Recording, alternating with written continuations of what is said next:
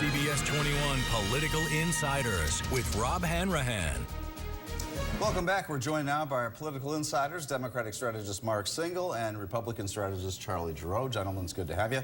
Today, President Trump addressed the United Nations General Assembly, criticizing Iran, and then at one point touting his own successes. My administration has accomplished more than almost any administration in the history of our country. America's so true.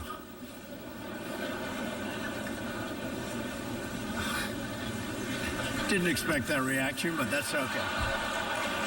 Mark Singal, there's been some buzz out there that this is the way the world views the United States. Yeah, I think so. Was this just a... This is unfortunate because what you heard there was an audible international snickering at the President of the United States because he always overreaches. When you make a statement that I've done more than any president in our history, and the other leaders of the world know their history, and they know what Abraham Lincoln did in the Civil War. They know what Woodrow Wilson did in the First World War. They know what Ronald Reagan did in the Cold War. So, I mean, you cannot continue to treat the rest of the world as if they're buffoons. They're not, and they called his bluff on it today. I don't think that was his intent, Charlie. Well, also, I mean, look. Let's get to the core here. Let's get to the core here. That there's a bunch of third world tin horn despots around the world sitting up there in New York with diplomatic immunity who don't like the United States and who make fun of us and catcall us when presidents are making speeches. Nikita Khrushchev pounded his shoe on the table, for crying out loud. This is nothing new, and it's one of the reasons why people have antipathy for the United Nations, quite frankly. Did Donald Trump overreach today a little bit? Sure he did. But hyperbole is not something that is lost on anybody in the political world. Well, he got a big laugh on his return. Yeah, I mean, his answer to that. Let's talk about the statute of limitations reform going on in the Capitol following the Attorney General's investigation into child sex abuse in the Catholic Church. Mark, how is this going to play in the Senate? The House passed it today. I hope the Senate passes it. We are on the verge of doing some landmark changes that will allow victims of child sexual abuse to actually get their day in court.